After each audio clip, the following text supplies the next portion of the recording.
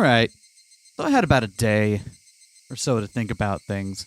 What'd you think about? And I've kind of come to the conclusion that it definitely feels like a lot of what's being shared right now is very specifically targeted at I don't know, it feels like very much like a lot of the details being shared feel like an attack on the first order level of observations you would make while reading the chapter. Right? Stuff like, and that's where a lot of stuff has come in, like when I step back, a lot of stuff that's come into question is the first order stuff. Like, Rika and Sadako have a home. The Ryugu, Rena has a family that she lived with, right? Mm-hmm. Stuff that's based on like, stuff that kind of contradicts initial assumptions. However, I don't think I think the main body of my theory remains intact here. For all of the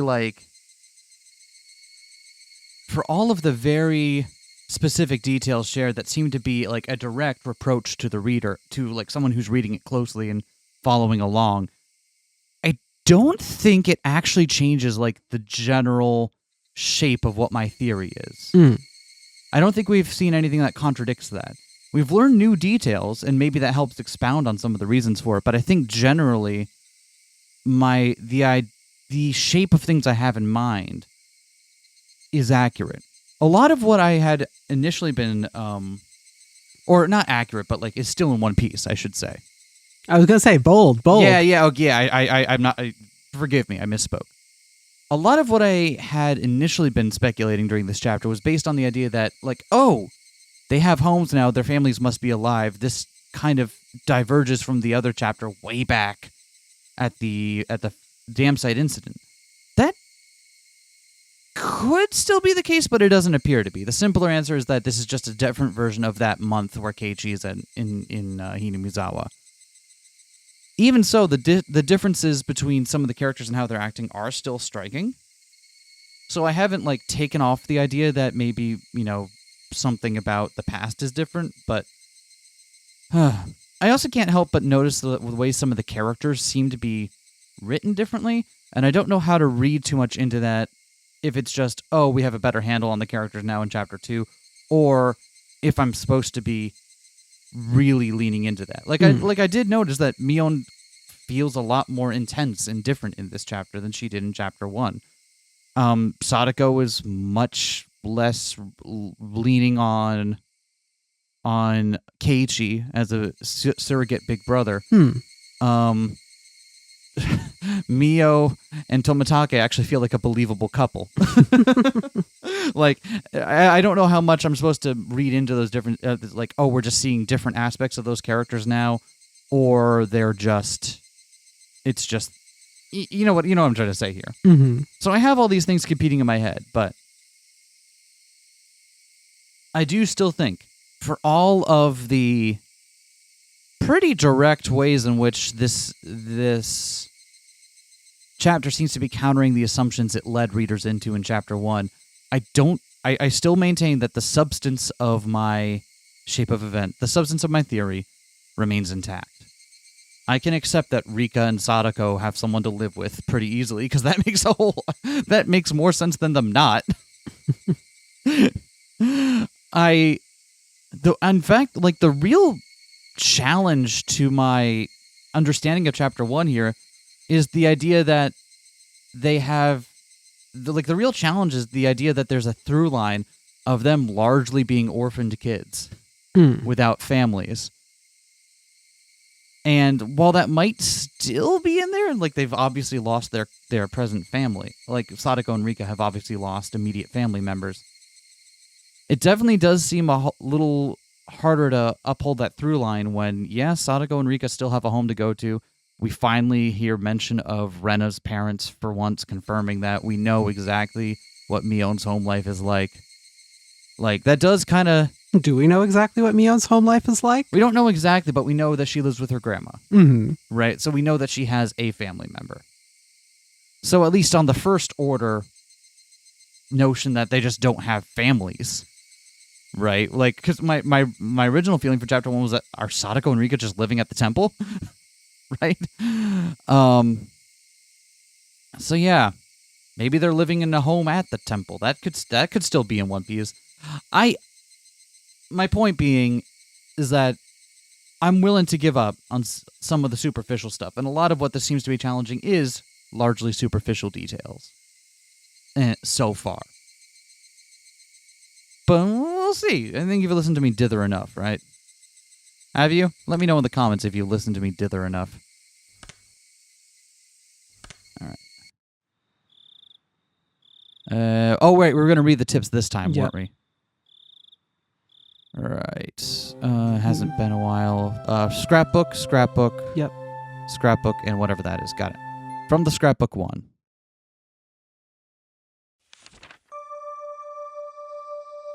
All right. What is the scrapbook? Oyoshiro-sama's curse. In the ancient Onagafuchi village, the anger of Oyoshiro-sama, his curse, was feared above all. However, it is seldom stated anywhere what eventually happens, and what sort of divine judgment or curse befalls them when Oyoshiro-sama is angry. From various reports, all hell will break loose. Demons will come flooding out. The miasma from hell will flood outward and kill every villager, letting not a single one escape. The ones evoking images of the village being annihilated stand out the most. These terrifying ideas of divine punishment are in alignment with many other religious beliefs regarding the apocalypse or hell, and it's easy to imagine that they are just ways of convincing people to obey the teachings in order to prevent such an end. The conditions for inciting Oyoshiro-sama's wrath are likely the same as the taboos in Onagafuchi village. I believe that when an act was performed that violates one of these taboos, Oyoshiro-sama was termed angry. In order to quell his anger, they would perform the aforementioned sacrificial ritual. Interesting. So this casts the idea of the town like being not Oyoshiro-sama as a guardian deity, but as one who has the fate of the town in his hands. Yeah. Huh. Right?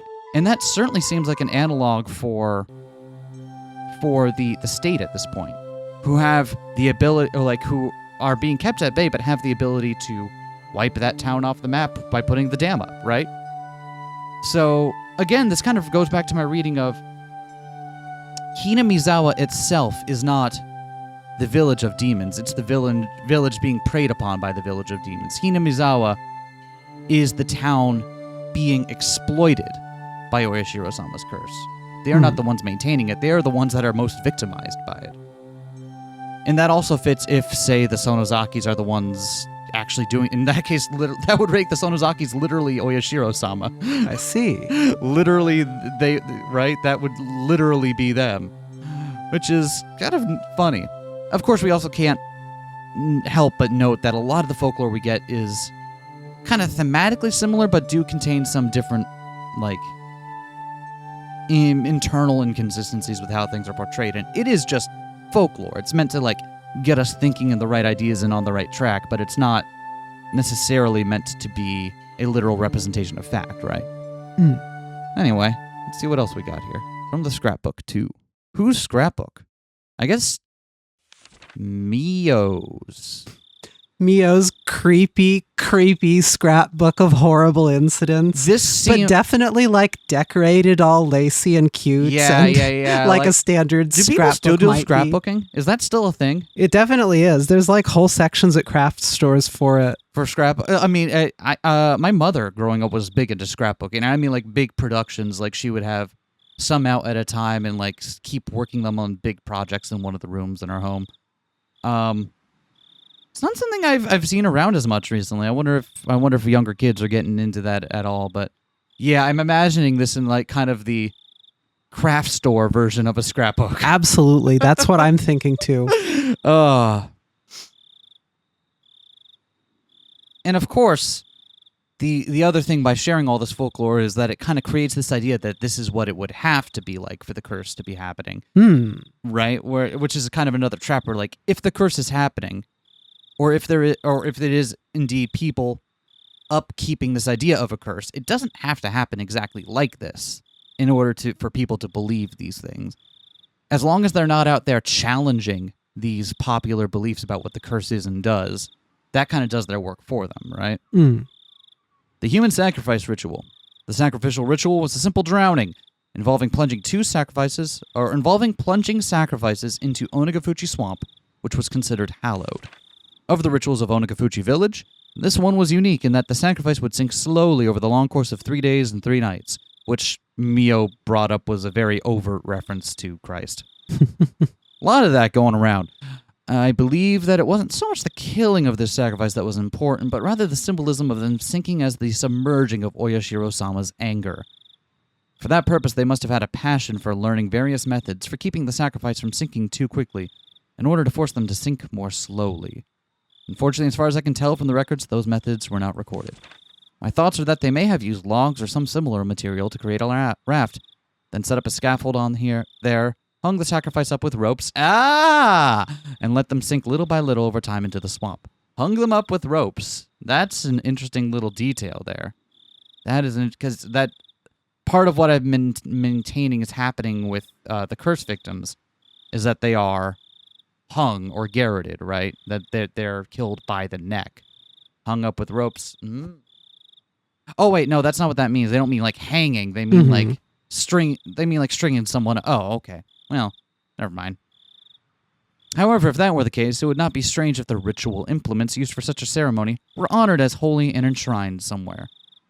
Again, trying to get us to think of the Watanagashi ceremony as something devious. I mentioned back in Chapter 1 that the bruises on Tomotake's body did match what Rika was doing around the bonfire, but that Wait, what? Seemed like a red herring. What? Back during Chapter 1, I believe during the discussion, I mentioned that the bruises on Tomotake's body were consistent with what the actions that Rika was taking by hitting the mattresses around the bonfire. What do you mean consistent with them? Because it seemed that he was attacked from multiple sides by a lot of people and beaten, or was beaten by one person over a long period of time all around him. Okay, that's very different than consistent with the specific thing. Oh, yeah, no, not the neck and stuff. I meant the bruises on his body. No, I know. That seems saying consistent with this seems to imply that a particular strike was used and that strike was found also on the body. But you just mean someone was beaten and also the mattress and I was said whacked. Yeah, because I brought this up when I was talking about ways that I was trying to be suspicious of the Watanagashi and just really couldn't. So, I do still think that stuff's a red herring. What do we got here? From the scrapbook. So does that mean that it was Miyo whose clippings of newspaper articles we were reading back in Chapter 1? Is that why those newspaper clippings, like, is that the framing device for that? It's like Miyo clipping out the newspaper recordings and following this incident? Who knows? Yeah. Implements used for the ritual. Ritual tools utilized for ancient religious ceremonies are commonly referred to as implements or ritual implements. And even now some of them are enshrined on the property of Furude Shrine and 3 families. 3 families? Yeah. Is that the first time we've heard that phrase? I don't recall. I feel like I would have stopped and remarked on that if we had heard that before. Okay. The 3 families. Which families do you think they might be? If this is Miyo's scrapbook and she's the one, if this is indeed Miyo's scrapbook, the 3 families to her probably mean the 3 families involved with the curse so far, which would be the Hojos, the Furude Shrine, the Hojos, the Furudes, and the Ryugus. That's what I like. If I'm Miyo and I'm creating terms for things like Ryugus. Yeah. Wait, what? Because allegedly, remember, Rena has that break and screams about Oyashiro-sama's curse. Wait, sorry. Back up. I thought you were saying that you thought the 3 families were the folks associated with the incidents. Oh, the incidents. I said with the curse. Okay. Yeah, the families associated with the incident. Because there's a handful of families associated with the incidents. So when you say the curse, you mean a different thing than the incidents that are carried out that people are calling the curse. Correct. I should be. What I think Miyo is getting at here are by 3 families. If I had to take a cold read on this, because this is literally the first time I'm seeing this term, would be the 3 families that are confirmed to be involved with curse incidents, which are the Hojos, the Furudes, and the Ryugus. With curse incidents? No, now I'm confused again. it seems like what's happened with Rena is very different than what's happened with the other two. Yeah, but she also calls out Oyashiro-sama's name, and it's kind of rolled its... I guess, is that publicly known, though? Would she know about that? She would probably know about that. It may or may not be, but it doesn't seem to be the curse, right? When the curse happens, someone dies and someone vanishes. I see. So it's not... So you're saying, like... I'm just trying to get clear on what we're talking about here. Because if it's people involved with the curse, then that's very different from the Ryugus. 3 families. 3 families. I don't know what that would be then. Maybe we'll find out. Maybe we'll find out. That might be like a local thing? Like, enshrined on the property of Furude Shrine and the 3 families. Who did it? Didn't it say last chapter who owns that land now that the shrine is on?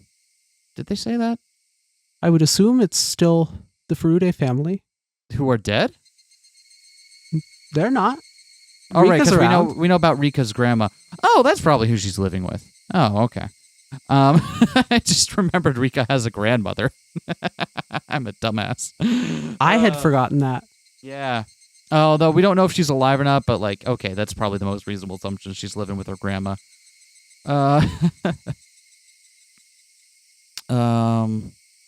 Anyway, I'm gonna stew over this term for a bit here. 3 families. All right, because that evokes a sense of like family in that context. Almost evokes a sense of like Yakuza family. Like I'm like, does that somehow refer to the Sonozakis? Is that why there's so many Sonozaki uncles? Because it's 3 families worth of Sonozakis. Oh, that'd be funny. 3 families might also bring a tone of like a nobility or something. Yeah, like some kind of regality or like some kind of storied family with legacy in the area. Right? Something like that. We'll have to wait to see if we get more on that. However, the identifiable tools are all decorative. None appear to have been used in rituals governing the dark side of Onagafuji village. As the Edo era came to a close and many traditional rituals were lost, were they lost as well? Or perhaps buried in the darkness? I don't believe so. Both the implements used on the night of the feast of the Onikakushi and those used during the sacrificial ceremony must still exist, enshrined away from the eyes of the masses. Without a doubt, they exist here today, at this very moment in Hinamizawa.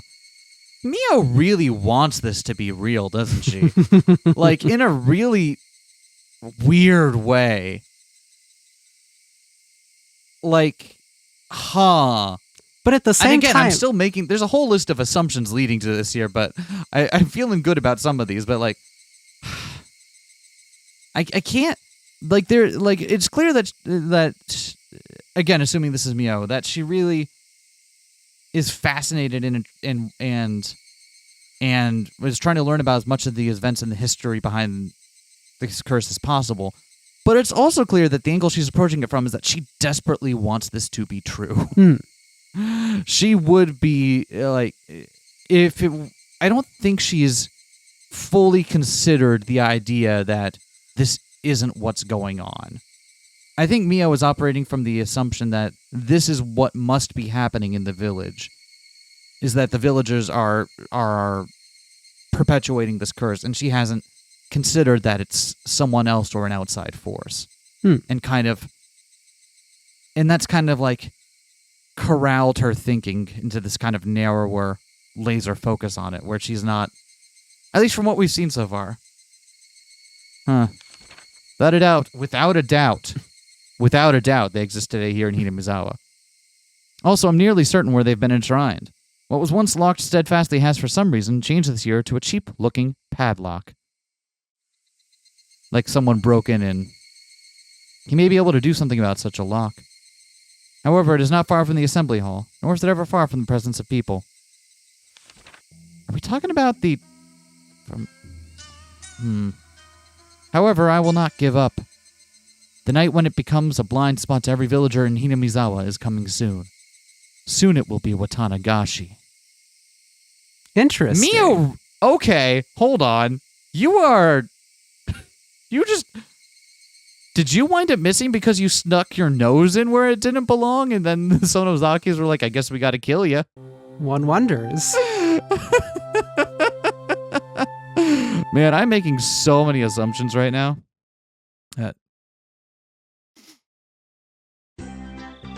Rabble, rabble, rabble, rabble, rabble. Rabble, rabble, rabble. Hey, you worn out already? Today's the real thing. I'm going to be partying until morning, until the very end of it, y'all. You got it? Got it. I'll give it everything I've got. Do we have it swapped? Is that Keiichi saying got it? I'll give it everything I've got. Got it. I'll give it everything I've got. All right, then. Youth is the greatest. Good work, everyone. Tomorrow is Watanagashi at last. Let's get some shut-eye and save our energy for tomorrow morning. Tomorrow is finally Watanagashi. Festivals are split into two groups, those who enjoy them and those who support them. The former only need to prepare their minds, but the latter needs not only that, but also painstakingly crafted plans and preliminary arrangements. That is true. Having done been on the back end of large-scale event planning before, it is a lot of work. Yeah. But it's also really rewarding as well to see people then come and enjoy the thing you've worked on. While the general majority attending goes about enjoying the festival without a care in the world, we'll be strained the whole way through. And why? You sure as hell know why. Because the beer after everything's over is the best damn beer you'll ever have. At times like these, it's best to have energetic, physically fit people. People who are assuming that someone is going to die or go missing, and therefore must be actively alert at all times. I know, let's get lots of cops in there. Cops who are still being pressured from the Sonozaki family in this timeline, maybe? It wouldn't be worth it if you don't do your best until the end, enjoying it the whole way. Oh, he's here. Oishi-san came in. Everyone hurried to stand up. Now, hello, everyone. Excellent work out there. You can be at ease. Thank you, sir. Nah. Not even my seniors, who usually talk about themselves, can hold a candle to Oishi-san. Him in his banana suit? We all bow as if we were on one of those cheering squads of old. Kurado Oishi. A detective just waiting to retire. One who doesn't pay much mind to rules and regulations and doesn't do too much in the way of real work. He looks like a rotten old man with a penchant for dirty jokes. My seniors, though, tell me he was a real fighter in his younger days. That he may or may not have had quite a heroic legend trailing behind him. Anyway, he surely had much more dignity and presence in the room than the section chief who came in with him.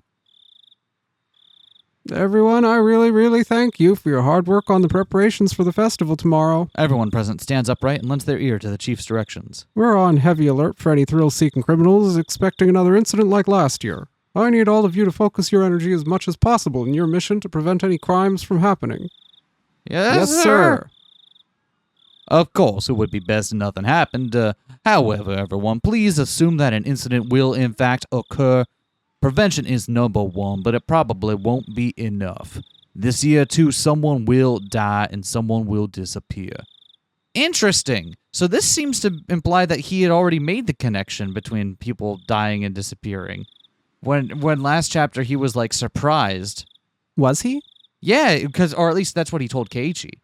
Was that he hadn't made the connection between someone disappearing every year. At least again, we know he lies to Keiichi, so it could be that he already knew it. But remember, Keiichi shares that bit of the narrative with him, and Oishi's like, "Huh?" And someone goes missing, huh? Well, that ain't that interesting. But yeah, I don't recall a dialogue where he said he was surprised by it. But the way he talked to Keiichi about it implied that he didn't know it had been, and that was new information to him, linking the disappearances to the deaths. It'd be surprising, given that, one of the deaths, someone died and the other person also vanished at the same point, and so on, with someone falling off a whatever. Yeah. I'm just sharing what I recall from Chapter 1. This year, too, someone will die and someone will disappear. There is really no doubt about it. Also, you're talking about it when you ain't meant to. The section chief told you to keep it on the DL, buddy. Everyone apart from the section chief smiled painfully. Oishi-san. Oishi-san, that won't do. We need to be more serious about this. The important part isn't to get past the night of the festival. It's to be able to quickly, swiftly, and aggressively pursue whatever does happen tomorrow night. I won't tolerate anything less than your best. Clench those cheeks. We are going to rip all the skin off the ghost of Oyashiro-sama's curse. Yeah! So going into it, Oishi is definitely expecting something to happen and is preparing not to prevent it, but to try to find the person. Just, wow, man. Just accepting that someone else is going to die, huh? All right. That kind of confirms Keiichi's attitude about him, doesn't it? Keiichi's attitude about him? I mean, he's like, yeah, he's totally willing to let me die if it gets him closer to the... Did Keiichi have that attitude? I remember us saying that about him. Keiichi says that, like, he's bait. Okay. Keiichi said, like, listen, I know I'm kind of half remembering some things, but don't... All right, let's continue on. I really meant to say things differently. I really didn't want to feel this way. Miscommunication drove in the wedge, those stuck in apprehension driven to fear. What the heck are we doing now? What is this? What are we doing? Nobody can stop it now. As cold, hard emotion claws deeply and cruelly at my bared heart. Watanagashi. Like snake? At that time, why did I whisper in remorse, but now those words simply rang hollow. What? Hold up, what? What do you mean? We had a little interlude, now it's Watanagashi. Okay, yeah, but we're not going to talk about it? Is there any meaning to, like, the highlighted part being red? I don't Or is think it so. just like that's when they cry? Yeah, I think it's just they have the red characters in the original, and it's hard to do that in English in a way that makes sense. So I'm not supposed to look at Naga and be like, snake? Yeah, I don't think so. Cool. All right, awesome. Interesting. Is that Frederica Berncastle again, then? I don't know. It was uncredited. Yeah, it's uncredited, but she's the only one who we've seen credited in these little... in like the... what do you call it when it's at the beginning of a piece, but it's a short... Whatever. She's the only one that we've seen credited with the kind of text in those things. She's another kind of character that's weirdly here, but also not around. Like, obviously, her name, Frederica Berncastle Ferude Rika, like, it's somehow related to Rika. But we don't see her taking on that name. But also seems to be another figure that might be like an author or outside the narrative kind of figure here. Could be. Wow, it's Keiichi-kun. Good morning, good morning. Rena was ecstatically waving her arms at me, already brimming with energy. What do you mean, good morning? It's already evening. Just say hello or something. But, this is the first time I've seen you today, so I think good morning is right. It's right. I got it. All right then, good morning it is. Good morning, Rena. I grabbed Rena's head and rubbed it with my hand. She squirmed, reveling in the motion like a cat. Okay, yeah, that does check out. Hey, Kei-chan. Sorry about yesterday. I left without telling you. No, it's my fault. I'm sorry for making you wait for so long. Are you talking about setting up for the festival yesterday? The Yestival? Yesterval?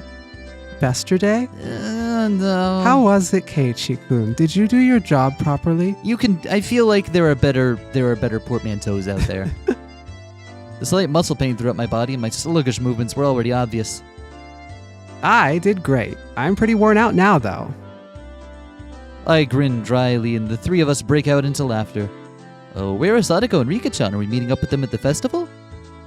Yep. Rika-chan's actually been there since yesterday because she has such an important job. I think Sadako-chan stayed with her, so they're already at the shrine. And yet the two of them still stay at the shrine. Right, I just remembered. Today was Rika-chan's big performance. She'd been practicing especially hard for this day. As her friend, I needed to make sure I went and cheered her on. All right, let's go right away. Yeah! Oh, that background. As we got closer to the shrine, we started passing by more people and seeing a lot of parked cars. It began to get noisier too. I thought I could hear something like a Bond dance song. Not being able to restrain my impatience, I dashed up the entire flight of stone stairs. Keiichi-kun, you're going too fast. Wait for me. Man, Kei-chan, you're such a little kid. Let me enjoy. I mean, like, I'm still a child. Whoa, the shrine grounds. They were packed with people. It was a festival if I ever saw one. Wow, they went all out this year, too. Amazing, amazing. They're coming from Hinamizawa. Huh? The bedridden old man from the Kimiyoshi branch family is here, too. The Kimiyoshi branch... I knew they were related to the Sonozakis. It was said in the first one that that the Kimiyoshi has a relation to the Sonozaki family, and it turns out it's because they're a branch family of the Sonozakis. So the three families might be the Sonozakis and whatever other branch families are off of them. The Kimiyoshis, and then some other family that we don't know the name of yet. I think that old guy went home from Watanagashi last year and stayed in bed ever since. Yeah, they were... So that's the mayor, right? The old man from the... Bedridden old man from the Kimiyoshi branch family. I'm not sure if that's what's being referred to here. Yeah, it doesn't sound like... The Kimiyoshi is the name of the mayor. Mm-hmm. We have his first name. We have his given name too, but I don't have it in front of me right now. Although I could find it in like 2 seconds. So I'm gonna do that. The one who actually signed the ODL paper, right? Mm-hmm. Details, right? Mayor Kimiyoshi Kiishiro. Kiishiro is his name. All right. So, bedridden old man from the Kimiyoshi branch. So there's also an older man in the Kimiyoshi family who's bedridden. Interesting. Well, we don't know really much about him if he's not the mayor, so... Yeah, there were a lot of villagers here that I didn't really know. Must have all been pouring in just for today. A lot of... Okay. Oh, it's Sadako-chan. Hey! Oh, if it isn't everyone. Yes, hello to you all. Yo, Sadako, there's a lot of people today. Don't get lost in the crowd, all right? Who do you think you're even talking to? Sadako, too, seems somehow energetic. Of course, I am the same way. Huh? Where's Rika-chan? She still has free time, doesn't she? Rika was giving her respects to the mayor. Oh, that's probably Sadako explaining this. Rika was giving her respects to the mayor and other very important people. She shall come before long. I see. Rika-chan is the shrine maiden for today's festival, after all. Probably a pain for her to say hello to all the elders. It really is a pain. You all could... This never stops being weird. You understand that? Hello, everyone. Rika-chan. I want to take you home. Rika-chan wore an immaculate shrine maiden outfit that looked fresh off the shelves. It was a perfect fit for her somehow mystical appearance. How does it fit? It's not too long, is it? My grandma gave me some safety pins, just in case the sleeves are too long. Oh, interesting. Interesting. I thought Rika said last chapter that her grandma made that. So does that mean that her grandma is the same as Mion's grandma? So that would make the Furude family the third family of the three families? Interesting. I don't know that that's what this statement necessarily says. No, I'm making assumptions. I'm trying to extrapolate here, but because we learned like her Rika's grandma is the one that made that outfit for her. So why is Mion's grandma the one making sure it fits correctly? You know what I mean? Shrine outfit made by her grandmother. Yeah, so her grandmother, Rika's grandmother made that. So unless they share a grandmother, I don't know, it's weird. Maybe Mion's grandma made her a new one for some reason, but or just had safety pins around and was like, bring these for your friend. Just in case the sleeves are too long for an outfit that I have no involvement in, but still am very concerned about. And if you're one of the people organizing the Watanagashi festival, maybe you have an interest in making sure that the shrine maiden at the central ceremony looks the part. Okay, sure. Yeah, I legitimately don't think this is that weird. I didn't say it was weird. I just said that. Like it's interesting. It's interesting. Okay. Even you must admit you had to try pretty hard to rebuff that one. No, I don't think I did. I legitimately don't see anything about this that's strange. It's so weird to be like, oh, I'm really concerned about the fit of that outfit that someone else made for you that I have no participation in. Also, you're not related to me. Also, unless it is just in her capacity as someone who is overseeing the festival, in which case that's a new data point about Mion's grandma.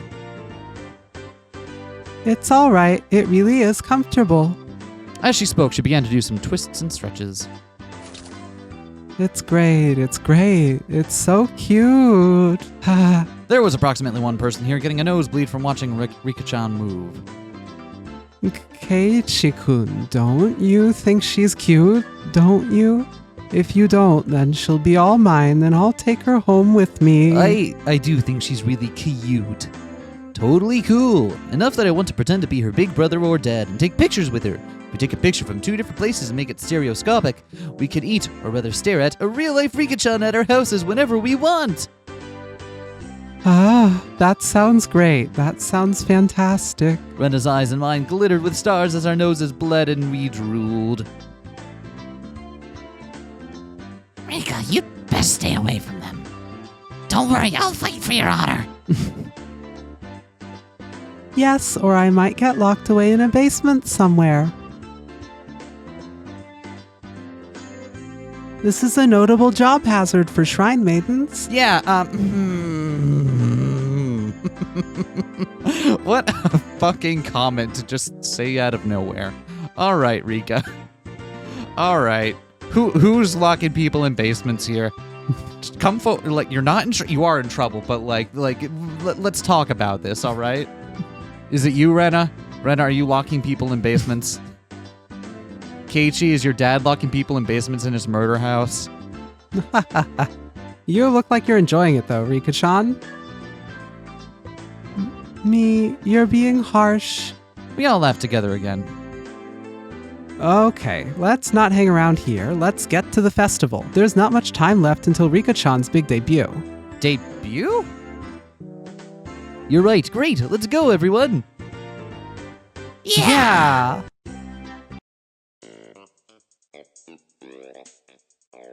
Yo, if it isn't the daughter of Sonozaki, eat up. The yakisoba is packed full of pork. This year we filled it up as much as we could. We even put in fried calamari. Gotcha, old-timer. The yakisoba this year looks like quite an achievement. You have squid, too. You put a ton of time into this, didn't you? Wow, it's tasty. It's tasty. Yeah, the squid is delicious, but the aroma is just fantastic. It wonderfully compensates for how soft it tends to be. This isn't Miyo talking, is it? Is it? Maybe it is. There's a delightful amount of squid and pork in it, too. Yeah, this is Miyo. Not bad at all, I say. No, that's Keiichi. Yeah, the squid is delicious, but the aroma is just fantastic. It wonderfully compensates for how soft it tends to be. There's a delightful amount of squid and pork in it, too. Yep, not bad at all, I say. Kei-chan, you sound like you could walk into a cooking program and become the host. Yeah, when I see Keiichi-kun acting like it's so good, it somehow tastes even better. I don't discriminate among delicious food, so anything that I say is tasty has got to be worth trying out, right? Then, Keiichi, please give us your opinion of this yakisoba again. I'll do it in 2 words. Absolutely scrumptious! If I had a second stomach, I'd buy another one right now. Having heard my 3-star rating, a whole line of people suddenly formed in front of the yakisoba stand. Wow, that's amazing. Kei-chan said it was so good that a little crowd started to form. Not bad. We're not making this into a competition. Stop. I know what you're thinking. We're not making this into a competition. There's nothing to brag about, but I still decide to stick up my chest and put on airs. Uh-huh. Oh, is that so? Then perhaps I shall try it out. Mister, could I perchance bother you for 1 takoyaki? Sadako bought a stick of takoyaki, balls of fried octopus, from the adjacent stand, and after blowing on it, put one of them into her mouth. How is it, Sadako-chan? If you give it a good rating, then Reno will buy it too. Jump, jump, chew, chew, go. Now it's time for Hinamizawa's very own food critic, Judge Sadako Hojo, to give her impressions. Though she was all for it a moment ago, Sadako hesitated to give her thoughts. What's the matter? Everyone else takes one of their own and puts it into their mouths. Oh. Let's not use that word. Rena got scammed. Mine's bad too. There's no octopus in it. This takoyaki vendor. Could this be some sort of summer festival on the octopus-free takoyaki stand? An evil takoyaki stand that skimped on the octopus because they figured it would make them good money today. Mine has some. Yeah, it's pretty good considering there's octopus in it. How am I supposed to explain that this octopus-free takoyaki is any good? Everyone wondered about that. Our quizzical looks seemed to be drawing the equally dubious stares from people in line. How about this? Takoyaki without any octopus is really healthy. And even people who don't like octopus can eat this delicious takoyaki. Star emoji. After hearing that, several surprised guests left the line. And had the exact opposite effect. Alright, then I'll give it a try next. A self-inspired take on takoyaki, in which you can clearly taste the simple flavors of the flour, green onions, and pickled ginger. The unaffected taste is bolstered by the absence of octopus. It wasn't half bad, but after hearing there's no octopus in it clause, even more people left the line. Oh, Rika-chan, any good comments? You can be honest. 400 yen is too much for this. Gah, that was too honest. Even more customers leave the line, dealing a lethal blow.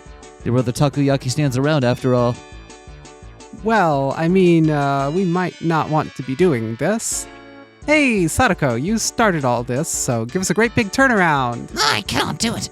How do you expect me to lavish praise upon takoyaki without any octopus in it? Oh, you idiot!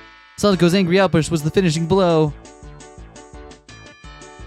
The customers are all gone. The guy is staring at us. Why is that? I wonder goddamn why. Ugh. There's no saving this crowd. Perhaps I, Keiichi Maebara-sama, will lend a generous hand. Keiichi-kun, you could do it. We want you to save the takoyaki vendor who doesn't put any octopus in. Don't smile as you say something so bitter. Alright, fine. It's maybe the only chance you'll get to see a pro at work, so watch carefully. Since when is Keiichi such a fucking food snob? Dude eats cup noodles. I shoved the stick into an octopus. He doesn't discriminate between tasty foods, and cup noodles are tasty. Fair enough. I shoved the stick into an octopus-less takoyaki and crammed it into my mouth. As before, there wasn't any octopus in it, but Mion's had some in it. That was the important point. You're gonna turn it into like a roulette thing, right? The man who runs this takoyaki stand. He truly loves takoyaki in every meaning of the word. No, it could even be said that he adores it. Everyone gasped in surprise, including the takoyaki vendor glaring at us. This man truly does love takoyaki. And because he loves it, he doesn't want to create half-hearted, random ones. Isn't that right? The takoyaki vendor looked down unsure. Those watching were listening intently, wanting to know why octopus with takoyaki deserves such a high rating. Keiichi-san, if he really and truly loved takoyaki that much, why did he make takoyaki without octopus at all? Is he not betraying that very takoyaki? You may be right. In one sense, it is a betrayal. However, it's the best possible compromise this man could find. This man is making real takoyaki today, as he always does. However, only one or two of them on each stick are the real ones. Well, you're right. The one I ate had octopus in it. And considering it did actually have it, it didn't taste bad at all, you know? Exactly. That was a bona fide takoyaki. And as for the other ones, it's the biggest compromise you can make against the biases of the general populace, who will think that there would need to be 8 pieces on the stick or else it's not real takoyaki. Huh? Keiichi-kun, I don't understand what you mean. Why is one of them the real thing and all the other ones are fakes? Why? The secret lies in the octopus. Mister, this octopus. It's true Akashi octopus, is it not? In recent years, the number of octopodes caught in Akashi has decreased, and their prices have risen drastically. The prices are now so high you wouldn't think of using them in takoyaki. Then the man who had been looking down this whole time mumbled, Yeah, that's right. Akashi octopus. It's very expensive. but this man absolutely had to have the Akashi octopus. He could have bought much worse quality octopus for cheaper, as much as he wanted, and he still would have been able to fool everyone. There are plenty of other scamming takoyaki vendors who claim theirs are from Akashi, even though they are not. But this man wouldn't accept it. He would not tell lies. Akashi octopodes are supreme. He would never relinquish this one stubborn conviction. This man loved takoyaki, and that is why he never lied. Yet there was one point he absolutely had to compromise on. What might that be? The number. The popular opinion is that a stick of takoyaki should have 8 pieces on it. I'm holding up 4 fingers, but 8. Even as real Akashi octopus, he couldn't charge 400 yen for just 1 piece, could he? If he didn't have 8 pieces, no one would buy them. This man wept over it. In order to make just 1 true piece of takoyaki, he would have never let himself lie through the other 7. Ho ho! The octopus-free takoyaki vendor burst into tears. I gently clapped one of his shoulders. No matter what anyone else says, I will never forget how genuine you are. You, sir, are a true vendor of takoyaki. You're the only one in the world with the right to call himself that. Keiichi, the fucking bullshit artist, able to just expound on any random nonsense. Right? It's a fucking superpower. Yeah. You have things clearly one way and then convince everyone else it's the other way. Real Just debate by club talking at mindset. them. I wonder if that's going to be relevant to anything. Convincing everyone that something is one way while, talking up a big game to convince everyone that this curse is real while manifestly, it's people. It's people. We know it. As I embraced the shoulders of this man, shedding his manly tears, I was watching delivered a round of applause moved by my speech. Everyone, I beg of you, please eat some of this true takoyaki vendor's takoyaki. If we don't treasure genuine men like this, how can we protect the true path of the takoyaki? If no one else will eat them, then I will eat them all. Wow, everyone watching is lining up. Keiichi-kun, you did it. I think it's more they thought Kei-chan's propaganda speech was interesting rather than that the takoyaki actually looked good. Kei-chan, you could probably sell plain old rocks if you tried. You should see what I can convince myself of. You would do well at product demonstrations in a supermarket. Oh, well, thank you, Rika. I know it's kind of like an underhanded compliment, but that's an actual skill. And I want to think that you're the kind of person who would appreciate that, so thank you. I suspect he would be good at selling off suspicious wonder knives. Absolutely stunned at my successful pitch, the guy manning the stall next to this one called out to me. Hey, you guys, do that for my sweets, too. Great, you all get the gist of it, right? It's your turn this time, Rena. I guess we are turning this into a competition because it's assured that I've won. Okay, I'll do my best. When apricot sweets are cold, they're very, very good. The apricot is sitting so quietly and nicely on top of the syrup. It's so cute. I want to take it home. Looks like she lost herself in this midway through, but a girl giving such a natural praise was itself bringing in some customers. A line was quickly forming behind Rena.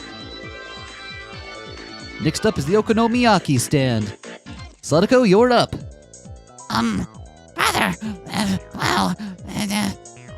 crunch of the fried tempura batter mixed with yakisoba is simply to die for.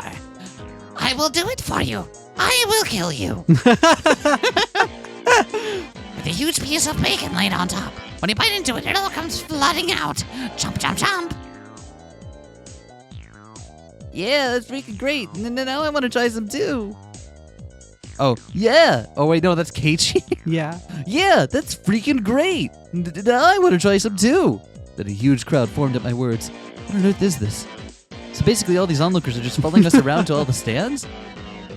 When people hear about food from others and then try it for themselves, it tastes a lot better than it normally would. Right, and when you hear a scary story, it makes things a lot scarier when you have that expectation of it than it normally would be. Right? That's the takeaway here, right? Yeah, if we didn't have the scary stories, the murders wouldn't be that scary. They'd just be normal murders. It'd be fine. No, literally. Like, you're joking, but literally. If we didn't have the story, it would just be murder. Mm-hmm. It would just be murder by people for reason. But there's a story, so we can pretend it's not that. That's literally it. I know you're being glib, but that's actually the point. So that's it. Even Rika-chan was gorging herself on the food, getting sauce on the bib she put on to prevent her shrine meeting outfit from getting dirty. Nice. The older guys are getting into it too. Okay, Kei-chan, which one should I do? Right, Mion, you go to the stand next to that. Show him the depth of your power. Huh? But Kei-chan, the stall next to that is... Whoops. A goldfish scooping stand. Bit out of our element. Please don't eat the goldfish, Mion. No, as club president, I won't flee no matter who or what my opponent is. Mion, please don't eat the goldfish. Mion? Let's get started. Mion, put down the fork, please. I'm sorry. I look forward to a splendid performance, Mion-san. The onlookers were also watching Mion with hopeful eyes. Welcome, welcome. Here's your net and bowl. Okay, here we go. Oh. No, that was the stand person. Okay. Yeah, whatever. The goldfish are energetic today. They really look delicious. Small things like these, you could crunch them down whole. Mion-san, what in the world are you saying? I warned you, Mion. I warned you. Mi-chan, you eat them. Did you eat the one Rena caught last year, too? No, I didn't say anything like that. Mion's face went red and she shook it vehemently in denial. I mean, you just said yourself that they look really delicious, right? Yes, you did indeed say so. Oh, God. You know what? Actually, it's better when you two are in the same place. You know it's what? Less confusing that way. Yeah, you know what? Just stand right next to each other and never leave. Just wait until they're both in the same place, but not agreeing on which one's which. Oh. My sister is omnivorous. She eats anything that can go into her mouth. If they taste good, then maybe I'll try one next time. No, Rika-chan, don't. What? I sometimes Rena? I say What? my own name. It's established that I refer to myself in third person. I guess we did establish that, yes. Anyway, no, Rika-chan, don't. You'll get sick. Wait a second. Hey, what the hell? Shion, how long have you been here? Hey, Kei-chan, Mion, everyone. Good evening. Oh, I should have known. This was your land shark, right? Where did you come from, Shion? I've been here since the bit with the yakisoba. Oh, I thought you were going to say, I've been here. I've been here the whole time. Speaking of which, there's a new episode I got to get you to watch. Yeah. You were all so loud that I found you right away. Ugh. You got nothing to do with this, do you? Oh, that's... Jeez, you've got nothing to do with this, do you? Go somewhere else already. Jeez, Mion, don't treat me so cruelly. Right, Kei-chan? You're okay with me being here, right? She asked, grabbing my arm and pushing her chest into it. Bounce. Keiichi-kun, you're a pervert. Your nose is bleeding. Well, when you squish a jelly donut, the jelly comes out, right? It's the same. This isn't something I have any control over. Is that right? Then will more come out if I squeeze harder? I'm just saying, there's a weird, really weird, undertone to you in this whole thing, right? Like this possessiveness. Like, I we know, get it. right? You're trying to be a dick to your sister. Hey, squeeze. She owns her cleavages. It's right up against my chest. Drip. Ah! Shion, what the heck are you trying to do? How vulgar! I seem to have misjudged you. What about my flat chest? Rika-chan clasps onto my other arm too. Rub. A plentiful plump feeling on my left shoulder, and the sour sensation of a young unripe fruit on my right. Boom, boom, bang! Shion, Rika-chan, and I, our faces now bruised, fell to the ground, limbs sprawled. I don't know. Rika hugs sound nice. Nice job, Rena. Everyone's so dirty. Rena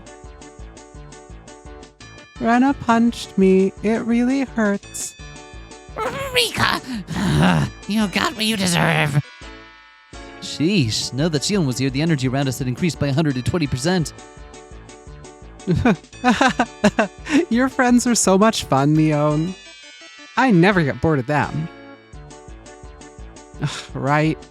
If you weren't here, it would be way more fun, you know. I want to stay with you all, but if I continue seducing Kei-chan, my sister looks like she's literally going to bite my head off like one of those goldfish. So I'll retreat for now. Oh no, those poor goldfish! I'll be back. Mion, what did you do to the goldfish? See you, Mion. Don't be back. Get the salt. Someone get the salt! Because she's the demon, right? or like the spirit that... I get it. After teasing her older sister so much, Shion ran away into the crowd of people and disappeared. I feel that I have borne witness to a rare side of Mion-san. When Mi-chan is with Shi-chan, she looks kinda cute. Brenna smiled happily, earning her a whack on the head from Mion. Don't say dumb stuff. Let's get to the next stand already. We went about just like that, really noisy and lively, to the other stands. We were paying money towards the beginning, but midway through the guys running the shops thought we were just too funny. We ended up being able to fool around without paying much more. You kids are the so free fucking advertising. But also the free advertising where it's just like, hey, whichever ones they stand in front of, there's a crowd, so like... Fair enough. Thump. The vigorous sound of a big taiko drum echoed through the air. Oh, Rika, looks like it's time. Yep, looks like it. Right, it's just about time for Rika-chan to appear in the offertory dance. I'm a little nervous. Believe in yourself. All of your sweat will definitely amount to something, Rika-chan. Mion slapped hard on Rika-chan's back. That's right, you'll do fantastic, Rika. I'll do my best. Yeah, that's the spirit. I ball my hand into a fist and raise it into the air. We're rooting for you, Rika-chan. Go for it. Yay! Remember? Go for it. Yay! Rika-chan gave the best smile I had ever seen, and then pivoted on her heel and ran off. Boop, boop, boop, boop. Okay, we should get going too. Right, let's go cheer her on. No, you mustn't. You must keep silent during the performance. My God, jeez. Rubbed a hand through her hair. She was so worried about her good friend up to the end. Then we'd better hurry. All the good spots will be taken. Come on. Mion ran off, and everyone else followed a moment later. A large amount of people had already clustered into the tight space to watch the edifying dance. So this is different than last time, huh? Whatever happened to the because demon firefight? They mentioned it, and then it didn't happen. Mion was like, oh yeah, we're gonna have this big, the big thing in front of a lot of people, and I'm like... Mion's just not been feeling it. Yeah, I thought they were like, oh, she's gonna bring it up at some point, but like, no, I guess not, huh? Because like I was waiting for it. I'm like, okay, they're gonna get to it. Oh no, I guess we're just going. Seems like it. Huh. Okay. I'm still waiting to see who winds up dying. I still think it's gonna be Mion or Shion. But... Well, this is a lot of people. I turned around to look at everyone else, but no one was there. Where'd everyone go? Probably got lost among all those people. But, oh, he means his friends. I thought he meant he was literally alone. I'm like, that'd be weird. That would be fucking weird. Finally, I spotted the back of Mion's head on the other side of the crowd. Definitely doesn't look like I can get over there. Well, we got separated, no big deal. We can just meet back up when Rika-chan's dance is over. Gave up on finding the others and wandered around, trying to look for a place where I'd be able to see better. Didn't take long for me to realize I'd have to settle for watching between the heads of people in front of me, though. Thump! Once again, and an even louder taiko drum resounded. This one was to announce the beginning of the dance. Couldn't see very well, but it seemed like Rika-chan had come on stage with the elders, who were in priestly garb. I heard low exhalations of admiration, and the seniors rubbing their prayer beads in gratitude. Everyone's heads were in the way, and I couldn't see. It was really frustrating. We should have cut playtime short and come here to get good spots earlier. After Rika-chan intoned the prayer, She took the festival hoe and walked to the pile of quilts stacked on the altar. Well, that's right. The point of the ceremony was to purify bedding and to hold a memorial service, wasn't it? Then the solemn offertory dance began. She had practiced using mochi pounding mallet. The awkwardly shaped festival hoe Rika-chan held seemed really heavy. Back and forth, up and down. It was doubtlessly difficult to lift in the air, but she sweated and waved, raised and dropped it again and again. She couldn't just deal with it and do it grudgingly. As the shrine manager, she needed to retain the dignity and solemnity present at this festival. Must have been a ton of pressure on Rika-chan's shoulders right now. Oh damn, why am I cheering her on from a place I could barely see her? I'm her friend, I should be right up in the best spot rooting for her. Keiichi, over here. Someone tugged lightly on the back of my shirt collar. It was Shion. She beckoned me outside the crowded ring of people. She had a mischievous grin on her face, and I took it as her saying she knew a good place no one else knew of. Hey, Shion, what's up? Shh. Just be quiet and come with me. Okay. After she told me so, she ran in a big detour around the throng. And it's great to have someone who knows the lay of the land here at times like this. Impressed though I was, I nearly lost sight of her right away. And we're getting separated from me. I ran after her so I wouldn't be left behind.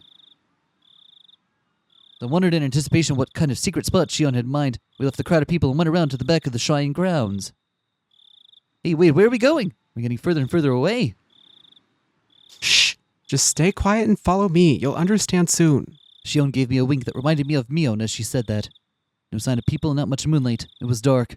We'd gotten pretty far away from the crowd of people on the shrine grounds. Are we supposed to see Rika-chan's dance from here? She wants to make out, you dipshit. Lacey, there's some high spot around here, is there? Like a rooftop or somewhere we can look down at it, right? What? Why do we have to climb onto the roof? Well, how else are we supposed to see the dance?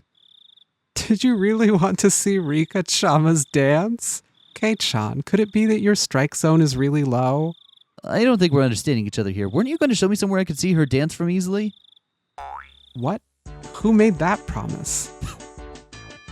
She was like, what? Keiichi, again, you're making a whole lot of assumptions and just running with them.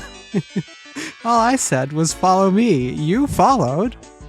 Ugh, what's going on? Why me? Why do I always have to misunderstand Shion? Is it my fault? Am I just reading the wrong things into...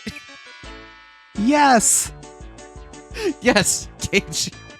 Give the boy a cookie, he's learning. Why'd you call me all the way out here?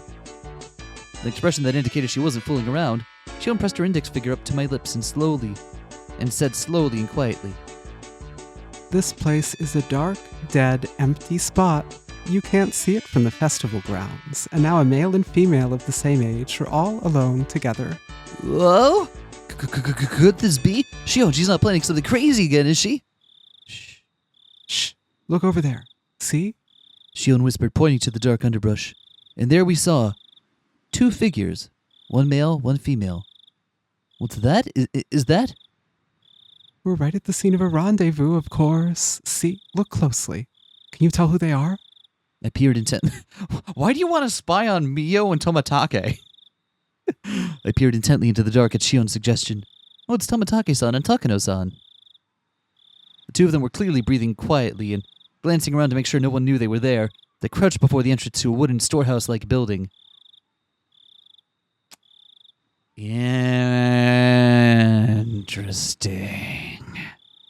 Interesting. Wait, Shion, could this be what you wanted to show me? Kei-chan, you can see Rika-chama's dance any year, but you won't ever get another chance like this, okay? I thought the Sonozaki sisters each had their own personalities, but times like this, they seemed all too similar. I love her smug face. It's very good. And going back... Oh. That's Keiichi. I'm going back. Don't call me for something like this again. If you move now, they'll see us. At our noisy argument, Takano-san suddenly turned around. Oh my, who might that be? We held our breaths and tried to wait it out, but it seemed like Takano-san was now acutely aware of our presence. Shion and I exchanged glances and gave up and climbed out from behind the bush. Well, hello there. The moon sure is beautiful tonight, isn't it? My, if it isn't Shion-chan and Maebara-kun. Good evening. Yes, the moon certainly is pretty. What's this? Keiichi-kun, you sure are smart, you know that. Having a secret date in a place like this. Then I guess we accidentally interrupted something important. You were the ones who were meeting up secretly. Towatake-san and Takano-san laughed to themselves, and it got on my nerves for some reason. Wait, so you two weren't having a little rendezvous then? Of course we weren't. No, I don't dislike that kind of romance. Unfortunately, this wasn't the location of a rendezvous either of you would want to see. Sorry for not living up to your expectations. If this wasn't a rendezvous, then what were you doing? Tomitake-san, were you messing around with the padlock on the door just now? Interesting. After she said that, I looked at the two of them again. I definitely saw it. They were hunched in front of a warehouse door, fiddling with a pretty heavy-looking padlock. Guess we've been found out, huh? We were trying to break into the warehouse, but don't tell anyone, all right?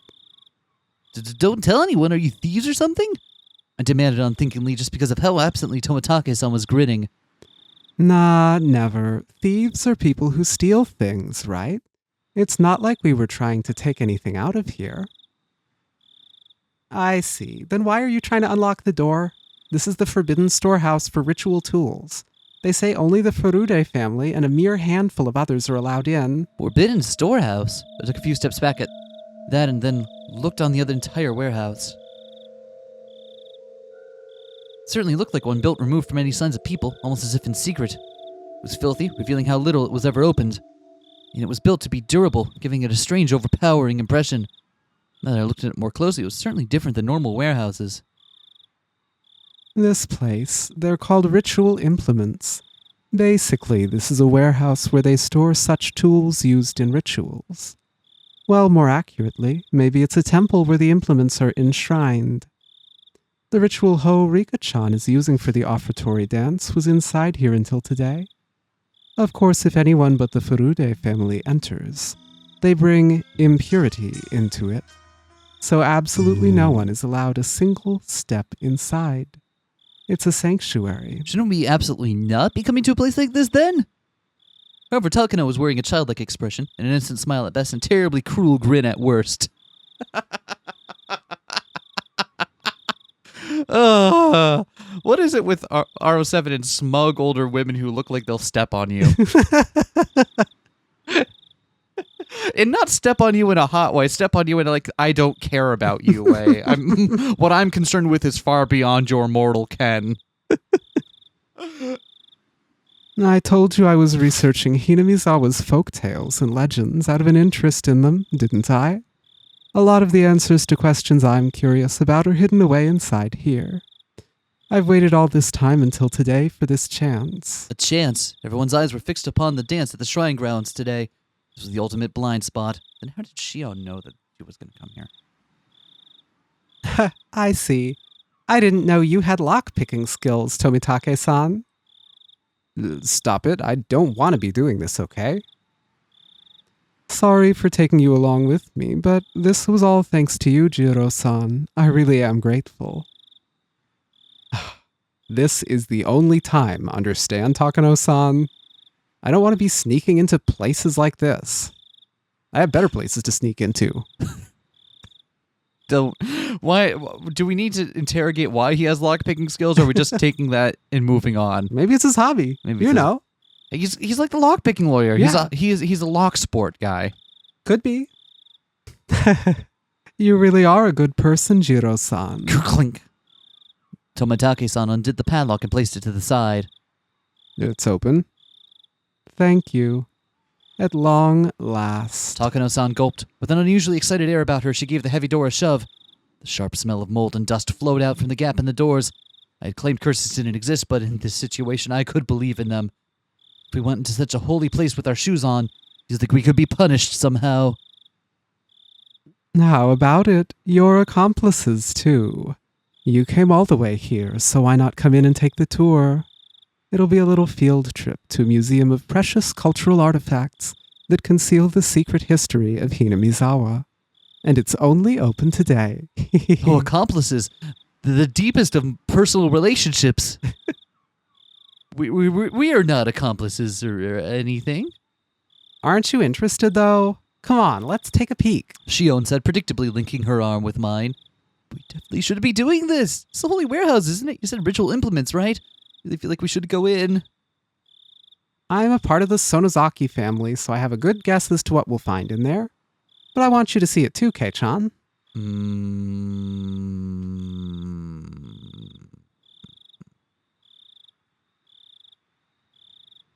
Well, rip Keiichi.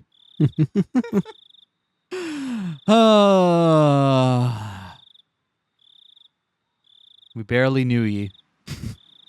You want to show something to me? I thought it was just a ploy, but Shion's eyes looked entirely serious. Of course, she was the sort who could lie with a straight face. Of course, I was just an average boy, too. My curiosity was at least twice that of a normal person. Sleeping forbidden treasures never to leave this warehouse. Things like this don't come around too often, do they? If I had to choose, then I want to see. I want to see the murder basement. Until the locked door is open, though. I don't know about this. If you're not interested, Kei-chan, then you can leave now. I think you'll wonder about it later, though. Tomitake spoke after listening to our discussion, himself having sat down on the stairs to take a short rest. I'll keep watch here. Go in and check it out with him. I'm not too interested, but it might be pretty interesting for a young guy like you, Keiichi-kun. He said, laughing mischievously. There was no ill will in his laughter. Tomitake-san, do you know what's in there? Kinda. Takano-san told me all about it. This is Shion. Must be a pain to have to go along with your companion's unique hobbies, huh? Tomitake-san didn't answer that, only responding with a plain smile. Takano-san had this scary kind of air about her, like she'd drop absolutely everything else for something she had an interest in and go straight for it, but Tomitake-san, on the other hand, seemed like the gold standard of what a normal person should be. Having him tell me so frankly to go check it out suddenly made the guilt feel lighter. Tomitake, I can fix her. Takano, I can make him worse. I feel like Takano's more like I can use him. All right, but just a little. It's not interesting. I am leaving. You got it. Shion gave me another Mion-like wink. Looks like we're decided. Shall we go inside? Jiro-san will leave this to you. Tomitake-san waved his hand to see us off. The inside was pitch black, but Takano-san turned on the battery-powered lantern she'd brought, revealing a pretty cramped front room. So dark. Oh. It's so dark in here. Everyone take care not to trip over anything. I appreciate the concern. All right, doorman, keep a good watch. We're shutting the door now. Takano-san smiled spitefully as if leaving Tomitake-san out of something fun and began to close the door. Man, all right, everyone, have fun. Have fun. The low, heavy, and loud noise, and we were completely cut off from the outside world and covered in silent darkness. Takano-san's lantern was the only light we had.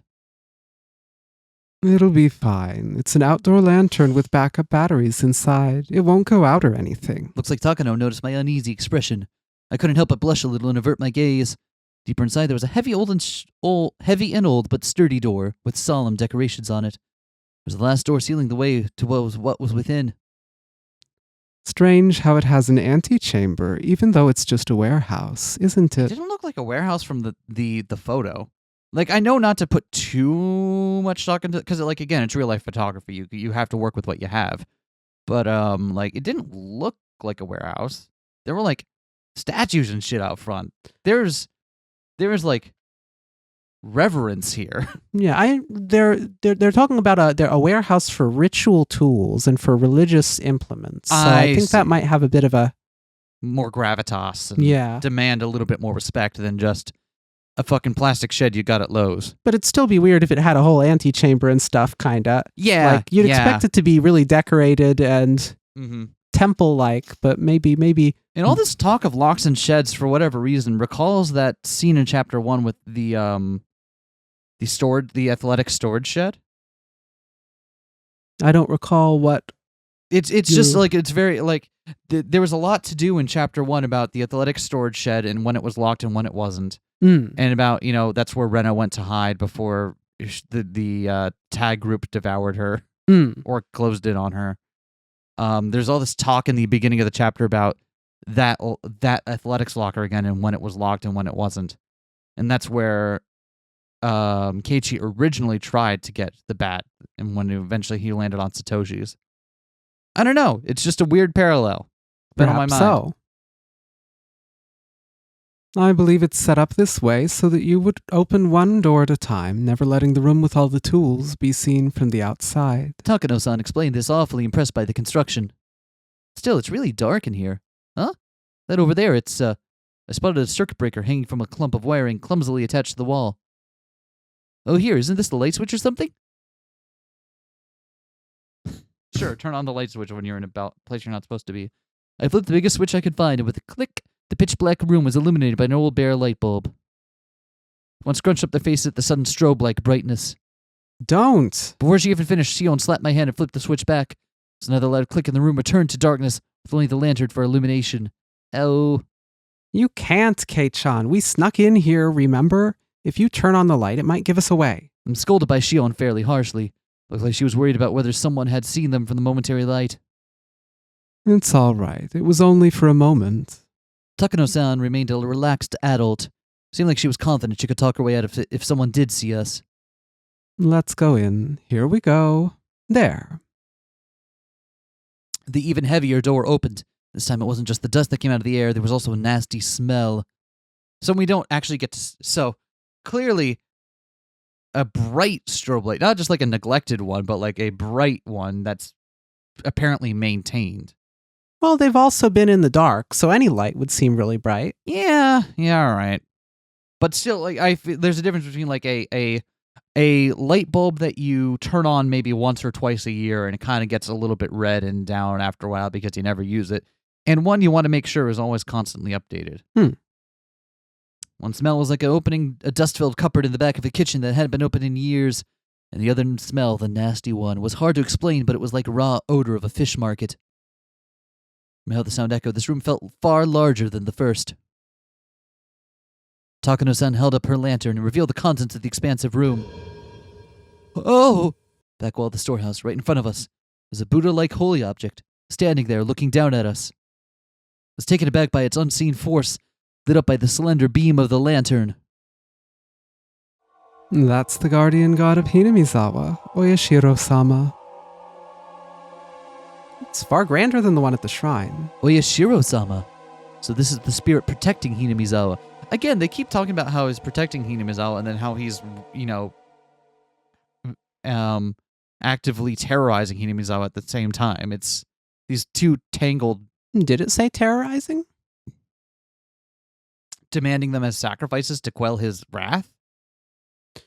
Yeah, I think it's worth kind of thinking about what was actually said, which wasn't necessarily so weird for a guardian deity, that frequently it would be someone who extends their protection, but at times you displease the guardian deity and then have to make amends. That's not so weird. It feels more to me like he's the dragon that you have to keep sending the damsel up to once a year in order for him not to.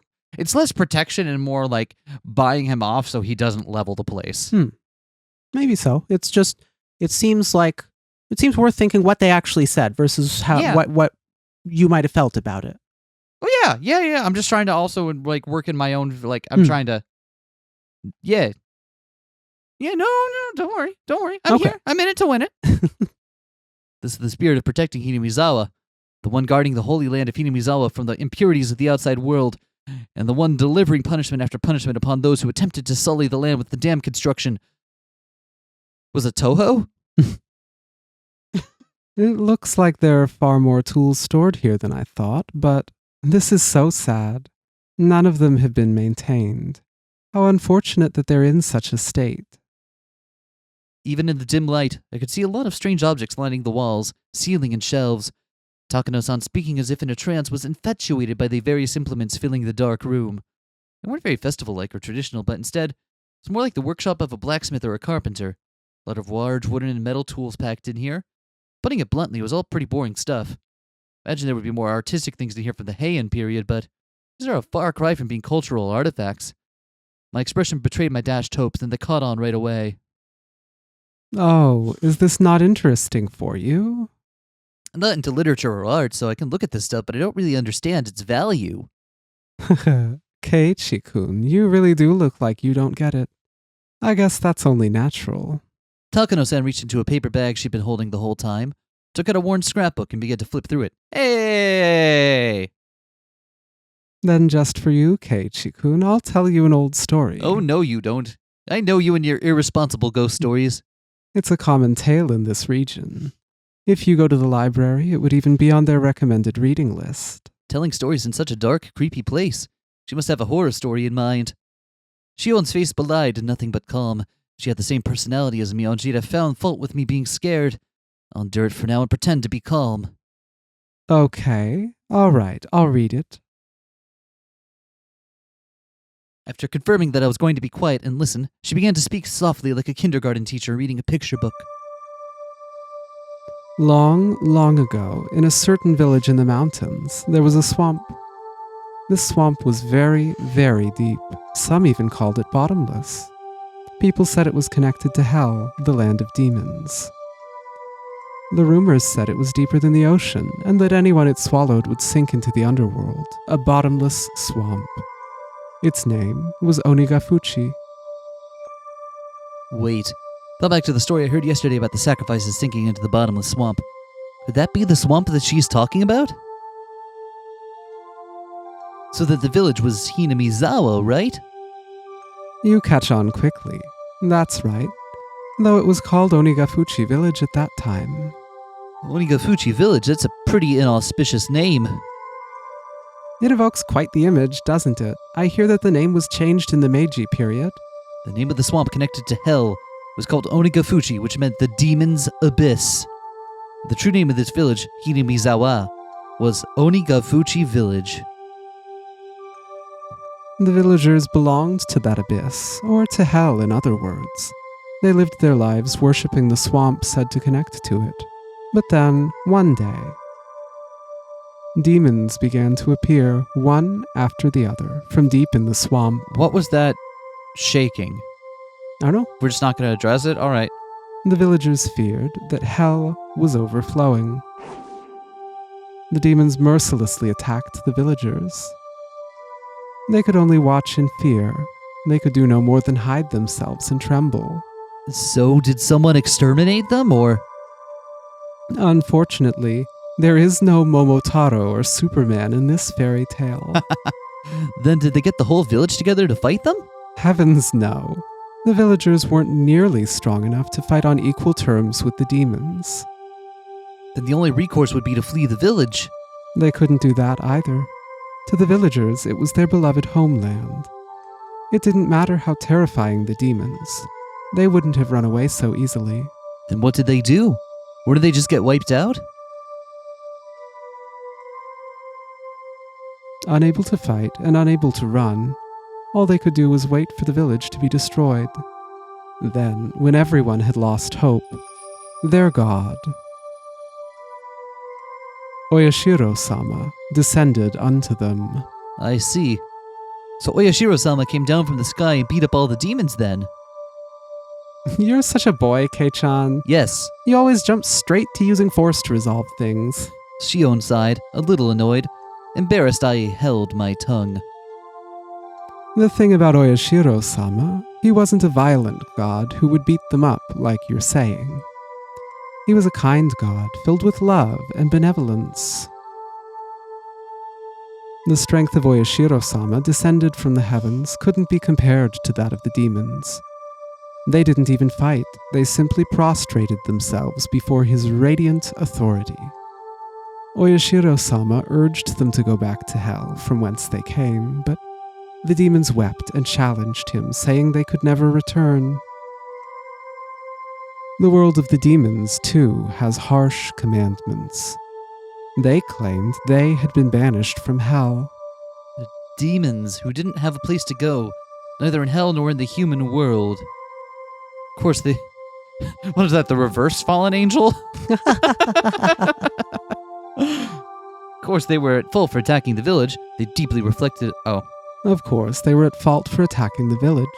They deeply reflected on it and were sorry. As the villagers conversed among themselves, little by little they came to pity the demons, and after talking with everyone in the village, they decided to live alongside them. A lot of fairy tales have them being exterminated or driven away, but you don't often hear one where they live in peace. You're right. Demons are supposed to symbolize all evils. A story where they decide to live together with humans is certainly strange. When the demons first heard the villagers' invitation, they doubted their ears, but soon burst into tears of joy. The villagers had given them a place to live. It was said that in payment for this good deed, the demons shared their many kinds of power and secrets with the villagers. Oyashiro-sama was very pleased with this happy exchange. He gave the demons the bodies of humans so that they would be indistinguishable from the villagers. He himself decided to stay on the surface and watch over the everlasting peace between them. A land in which man, demon, and god lived together. Oh, I had thought the word demon was now meaning evil that needs to be exterminated. God may have mediated for them, but you don't often hear happy endings like that where both sides live in harmony. I see, I guess it is kind of interesting. Although the normal fairy tale ends there, it was revised quite a bit during the Edo period into a much longer story. After that, the humans and demons intermixed, and eventually there was no difference between them. So the demons ended up disappearing? No, not at all. Half of them stayed just as they were. The knowledge the villagers had received from the demons basically made them into something inhuman, what people call transcendent. They were well aware the power they had was heresy, and as those below worshipped them, they lived out their lives in secrecy. This story is the root of many derivative tales and pieces of fiction. It's the foundation, the basis. What do you mean by root? She means the part about the villagers having demon blood. What I mean is, all the legends from around here are based on the premise that the villagers are descended from demons. There was a hint of amusement in Shion's face as she said that. It's like she wanted to say that she too had demon blood in her. Is there any proof, though? Maybe it's somehow rooted in historical fact beyond just fairy tales. Oh, Maebara-kun, then do you believe that demons really did come out of the swamp and breed with humans? Well, it's not that I don't believe it, but when she said demon, she meant the ones from hell, but in ancient Japan, the word wasn't necessarily used to denote only that kind, right? The more well-known use involves the drifting foreigner theory. As the story goes, Westerners who were shipwrecked in nearby seas had such markedly different customs that they were called demons. Japanese people were relatively similar in appearance to other Asians, but everything about those from the West was different. Their physiques, their faces, their skin color. In Japan, terms like red demon and blue demon evoke images especially of Westerners. Lacking in skin pigments, Westerners would sunburn easily and turn red. Being fair-skinned, I think blood vessels appearing on their skin would look blue as well. A handful of accidental aliens would drift into Japan and came under persecution, being called demons. They would flee into the mountains to survive, turn into bandit groups, and attack villages for food and the like. How does that explanation sound? Maybe it's a bit childish. Takano gave me a weird smile when, having come up with such an impromptu hypothesis, I unconsciously followed it up with self-deprecation. Still, she didn't smile as if to make fun of me. It's not ridiculous. There are a lot of people who subscribe to the drifting foreigner theory. Even so, nobody actually knows what happened. Were they groups of foreigners who had turned to banditry? Or were they really demons who had come from the bottom of the world? Then, Takano-san, which one do you believe? The truth of the matter aside, I'd rather believe the more fantastic explanation. It's more fun that way, isn't it? Her answer made her sound a wee bit like a romanticist. Here I'd thought she'd reject unrealistic stories like that. Now then, this is where the fun begins. Takano-san brought an end to her storytelling and waits for a moment as if to tantalize us. Suddenly Shion looked around as if something had caught her eye.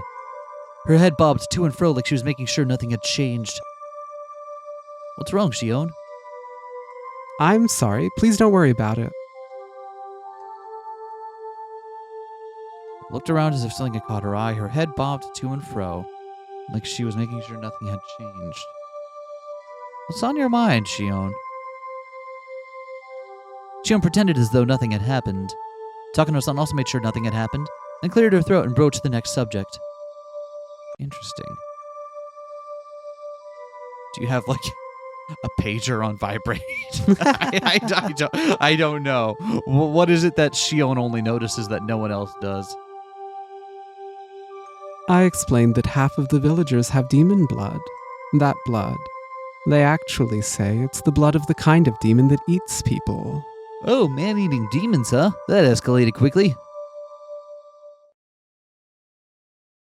That blood still runs through the villagers' veins. They say that sometimes the blood awakens from its slumber. Here's the thing. I know we're meant to, like, feel really anxious and stuff that, like, Keiichi's been brought into a trap. Mm-hmm. But, like, I can't believe that of all people, Miyo would be the one to do it. Miyo seems way too fascinated with the story of it all. She wants it to happen, but I think she also has a thing where it, like, she would have a line where if she makes it happen, then it's not real for her. Mm. Yeah, and if it's just people doing their murder thing and making up a fake conspiracy, then that's no fun. It's only fun if it's fantastic, right? Exactly. So, like, I don't actually think Keiichi's in danger from Miyo. I thought the fairy tale had a happy ending with the humans and demons living in peace, but began to suddenly change into a brutal, bloody story. Well, they eat people. They say that every decade or so, they can't help but want to feast on human flesh. The villagers can't eat other villagers, so when this happens, it's said that they descended on the human villages and conducted onikakushi. What's an onikakushi? Broadly speaking, it's when a demon kidnaps someone, when a person is demoned away. They say that the villagers of Onigafuchi would overwhelm unfortunate human villages in order to kidnap sacrifices. Takano-san's explanation was plain and simple, but when I imagine what it must have been like, it was terrifying. They lose their human reason. Villagers turn into real demons en masse. They attack the villagers they loathe in the dirty world of the masses below, and they kill and eat their sacrifices. So they're no different from demons after all. What did Oyashiro-sama do? Wasn't he supposed to be staying in the village and watching over them? Oyashiro-sama knew about it, of course. Onikakushi isn't indiscriminate. The villagers apparently never kidnapped anyone other than the sacrifices decided upon by their god. In the texts, it's usually 1 or 2 people. A village inhabited by those both human and inhuman. It's like the heartwarming episode's colors had inverted, like negative film, revealing the painful and ugly truth. Kind of like what the game's backgrounds do. So, on the nights when they stole away villagers, they would feast on their kidnapped sacrifices, which is why the nights came to be known as Watanagashi. Watanagashi. Wait, why? We'll find out. Came to be known as Watanagashi. Cotton drifting? Yeah. Is there a different reading for Watanagashi? We'll find out. Tonight's festival was Watanagashi. I couldn't just reconcile the fun festival with the horrible tale Takano-san was telling me. Wasn't it about giving thanks to the futons we use over the winter or something? Kei-chan, wata has another meaning, you know. God damn it. It means entrails. Shion, who had been silent until now, spoke up. Entrails? Well, I guess that's true, like fish guts. Wait, what? Like a jigsaw puzzle, the fun times I had today and Takano-san's grotesque tale clicked together in my mind. So, Watanagashi, so gut spilling. I didn't think saying that could ever feel so nauseating. Yes, it's as you imagine, Maebara-kun. Right now, the Watanagashi festival might just be a somewhat early summer festival occurring every June, but it used to be different. It used to be a ghastly, cannibalistic feast, held on the night the villagers had collected their unfortunate dinner. That can't be true! I had no real reason to say that, but I couldn't help it. Maebara-kun, you said that Watanagashi is a ritual about purifying futons, right? What do you think the futons, filled with cotton, with wata, represent? Futons are futons, they're beds, they're things for sleeping in, right? What else could they possibly represent? I was rattling on, desperately attempting to deny the horrible festival that Takano-san was describing. Deep down, however, I found myself understanding all too well what she meant. Futons stuffed with cotton. The cotton represented the entrails in both pronunciation and meaning. that entrail-filled futons would have to be humans. Why don't you think back to the offertory dance Rika-chan performed? Do you know what she was doing up there? No, I don't. I didn't even watch the whole thing anyway. Thanks, Shion. Shh. Kei-chan, you're getting too worked up. Shion grabbed one of my ears, reminding me that this wasn't somewhere I should raise my voice. Even so, I still can't suppress this agitation I feel. Rika-chan was carrying a festival hoe. You've probably realized it already, but that's not a hoe for plowing fields. It's a tool for dissecting human bodies. No. A tool that large for dissecting human bodies is impractical for purpose. Unless it's some kind of freaky ritual and the impracticality is part of it. Yeah. I didn't see the dance all the way through, so I don't know what kind of performance Rika-chan was putting on after I'd left. Keiichi leaves. And Rika's just up there, like, trying to get a group Running Man going.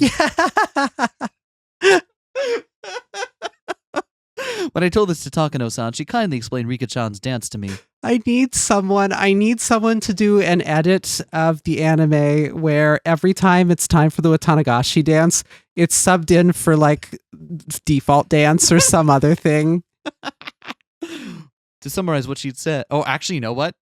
Specialist. To summarize what she said, after what I'd seen, Rika-chan would pierce the futons with that hoe, cut them open, and pull out the cotton inside. She'd cut the cotton out one bit at a time and set it afloat. It's the kind of ritual it was. Broadly speaking, it was quite the bombastic ceremony where they'd rip out the guts and throw them into a basin. And then the ritual was over. It's thought that afterwards the villagers, each with a different role, dismantled the flesh piece by piece and feasted upon it. Oh, dismembering it and each taking a piece, huh? All right. Now, Takano-san's strangely happy giggle. I felt for some reason violent displeasure. Rika-chan, every day during our lunch break, she'd take a rice-pounding mount into the schoolyard. She worked so hard, sweating bullets to practice for the offertory dance she had done today. All that effort, all that work. Takano-san has disgraced it. Even though she worked so hard to practice for today. Takano-san, I think you should choose your words more carefully. Oh. Takano-san, I think you should choose your words more carefully. Kei-chan's pretty naive, so please don't tease him so much. A moment before I opened my mouth to express how angry I was, Shion stopped me. She must have been fully aware of how that story made me feel. I'm sorry, I thought you'd like a story with that sort of shock value, since you're a boy. Takano-san spoke without a hint of malice as she smiled gracefully. After hearing all that, did you figure out what kind of stuff is in this storehouse, Kei-chan? See, look. Shion pointed out one of the walls, vaguely illuminated by the lantern's light. There was, mere moments ago, they hadn't held my interest. Just boring-looking tools lined up on the shelves. Oh no. All those uninteresting tools I didn't understand how to use. They all suddenly took on a new meaning, and I couldn't help but let out a groan. First, they looked like carpentry tools, like chisels or planes. However, when I thought back, I'd seen pictures of these sorts of tools before. They came up in a Japanese history textbook. On the page introducing the Kaitai Shinsho, or the New Text on Anatomy. These sorts of things, they're printed realistically in the literature of Germany, capital of the medical world. These aren't carpentry tools. They're strangely shaped tools for dissection. Everyone knows that in the Edo period they would dissect the corpses of those who had been put to death in order to gain knowledge about Western medical techniques. Illustrations of the dissection tools they used at the time came up in textbook supplements. The things hung up on this wall all looked exactly the same as those. If you want a scarier way of looking at it, think of them as cooking utensils. Miyo, you are so irresponsible. I like you.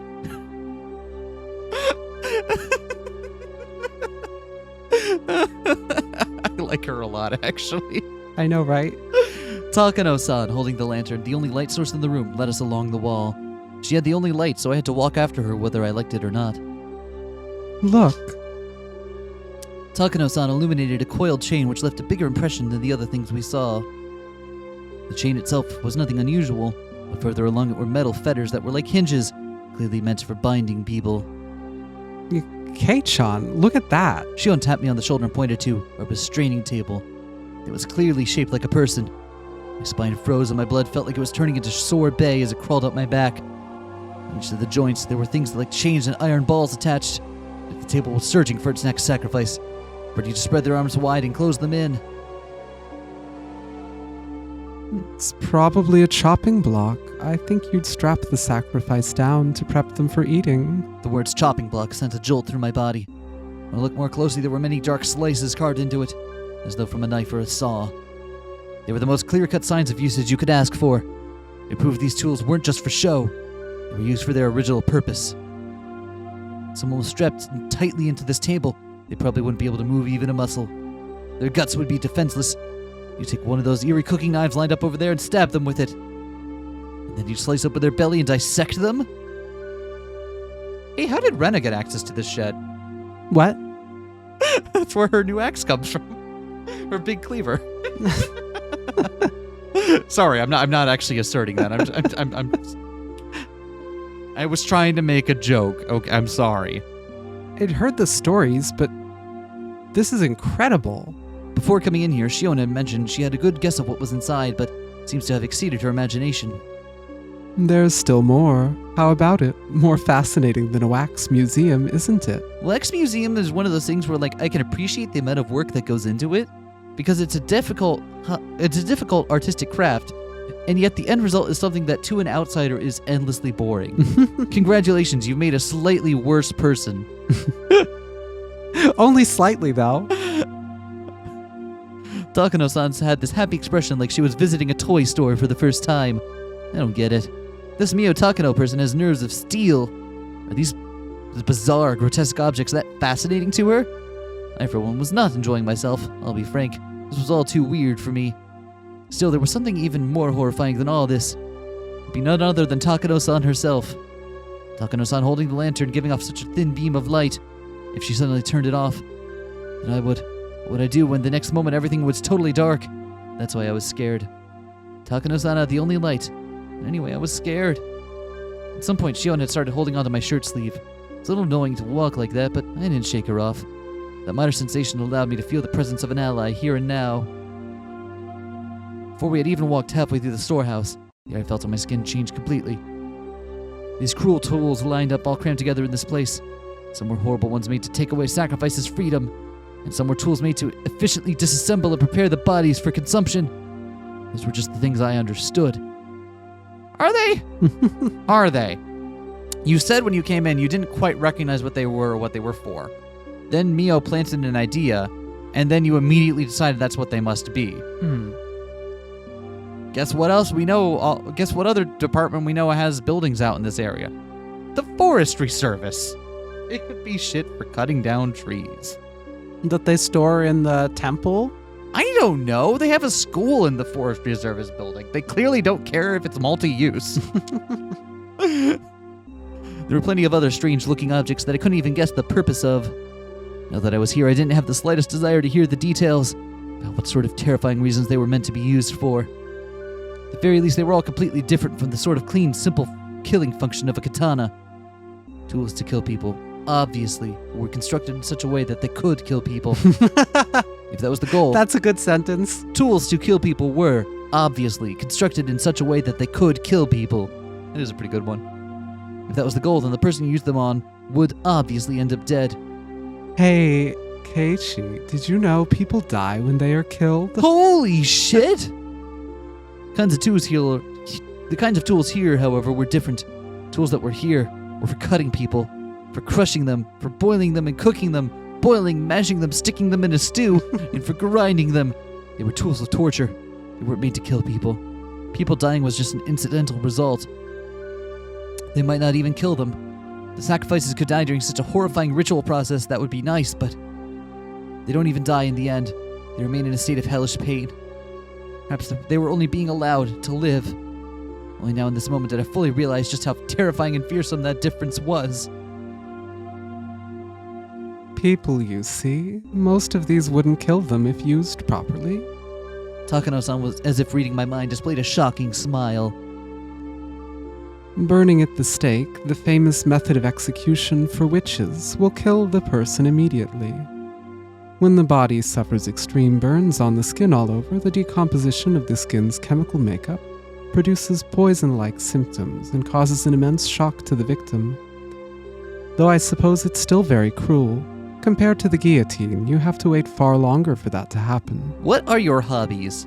What do you do for fun? This, obviously. She describes such horrors in a strangely medical way.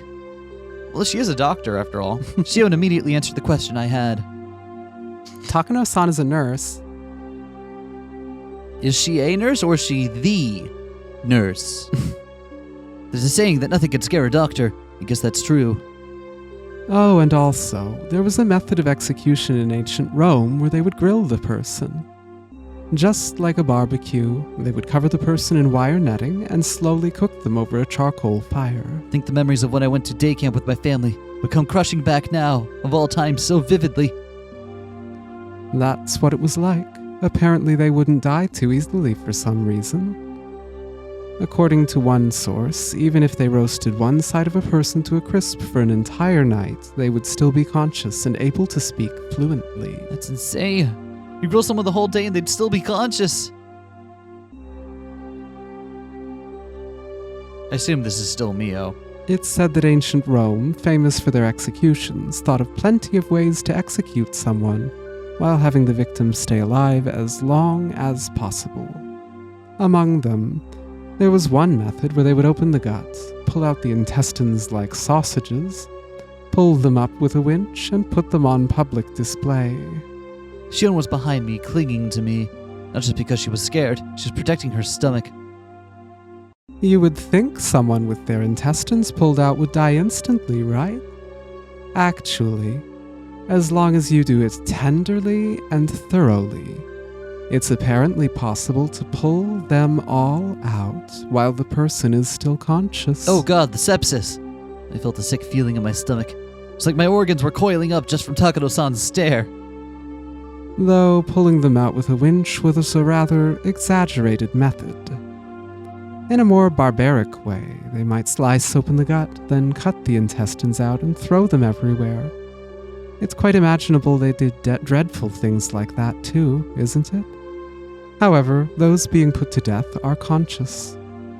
It must be far more terrifying than painful. She spoke with pleasure, as if she had come here on a sightseeing trip. I heard Shion gulping multiple times near my ears. Perhaps Hinamizawa, or rather Onigafuchi village, did something like that for the Watanagashi festival. Listen, if you try hard, can't you hear it? I wanted nothing more than not to hear anything at all. So why only at times like these do I begin to hear things I shouldn't be able to? Because you're super really suggestible? I don't know, man.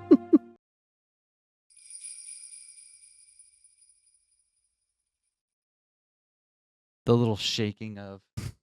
Was that like, It's like bells. Mm-hmm. Like not like dong bells, but like not sleigh bells, but like that similar kind of like jingling bells, right? Takano-san, having realized she scared Shion and I enough at this point, smiled soothingly. Then she turned on her heel, raised the lantern, and began to walk again. Is this just how Takano gets her rocks off, by scaring kids? Tomotake's like, all right, I know my girlfriend needs to... I know my girlfriend has a really weird special interest, but I promise she's actually okay. She just let her do that. Just, you'll be scared, but like it'll make her really happy. Takano-san left us here. We'd get even further away from the light. Shion and I, no matter how scared we were forced to follow Takano-san along on her field trip to the ritual storehouse.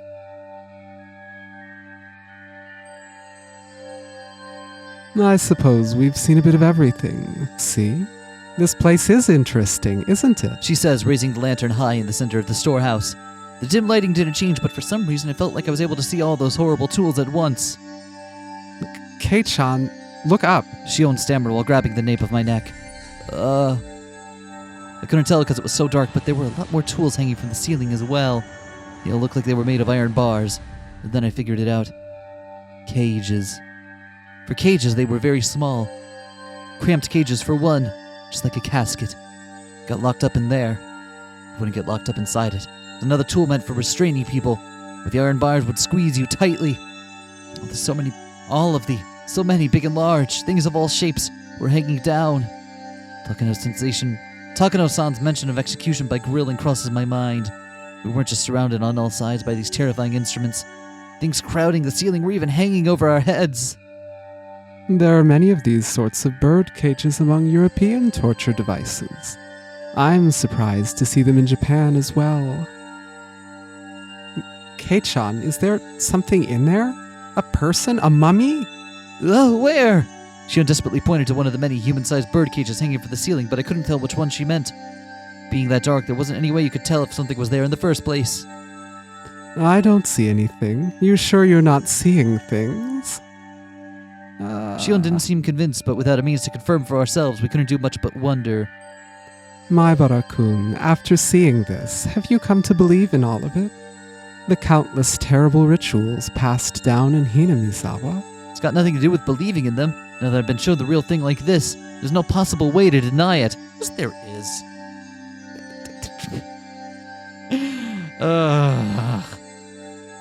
Even the nations of Europe, with all their beautiful landscapes and legends, were like a maelstrom during the terrible witch hunts of the Dark Ages. It's well known that the era gave birth to countless gruesome forms of torture and execution. Japan was the same way. Didn't it have its own era of hellscape-like torturous feasts because of religious suppression and things of that nature? Hinamizawa itself had such a period. It had that much history behind it. Even in Europe, land of the witch hunts. That was all far in the past, no more than a series of historical events. And in this age, nothing that abnormal would ever happen. That must apply to Hinamizawa as well. Just as Europe had its dark age, Hinamizawa had one too. That's how this should be taken. Even if... Is this Takano, or is this... Just as Europe had its dark age, Hinamizawa had one too. That's how this should be taken. Even if these things all really happened in Hinamizawa, they're all long past. They don't have anything to do with the people living here right now. Maebara-kun, you really do like this village. It didn't sound like she was making fun of me. Takano-san gave me a light smile. Takano-san, you're researching whether those customs survived into the present. You are, right? Shion suggested something that made my heart leap into my throat. You're telling me that all these horrible things are still going on even today? What I'm about to tell you is a secret, all right? I told you, Shion-chan, because you're an understanding person. But the other villagers don't want to hear it. If things go awry, I could be ganged up on and punished. Shion flashed a devilish smile as if reveling in the immorality of it. Maebara-kun, you keep it a secret too, okay? If this gets out, I could suffer Oyashiro-sama's curse, or be made into a sacrifice. If it's the curse, then I wonder what kind of death it'll be this year. If it's the sacrifice, then will I be thrown into the Onagafuchi swamp while still alive? It is tonight, you know, the night of Oyashiro-sama's curse. Takano-san said, bringing her face right up close to ours, as if to say that she had the choice, she'd rather suffer the curse. That was what she seemed to be implying. Yeah, and it's just that exact attitude that makes me think, like, you're actually safe around her, because if she does it herself, it breaks this kind of voyeurism thing that she has going on.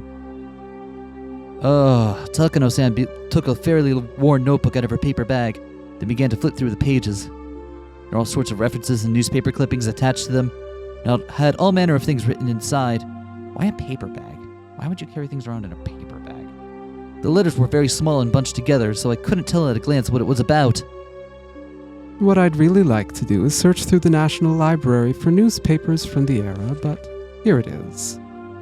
A photocopy of a page from some book was slid into the notebook, and it too was written in small, tight lettering. Like the other pages, I couldn't tell what it was about just by glancing at it. This is a story that actually happened. It was around the end of the Meiji era.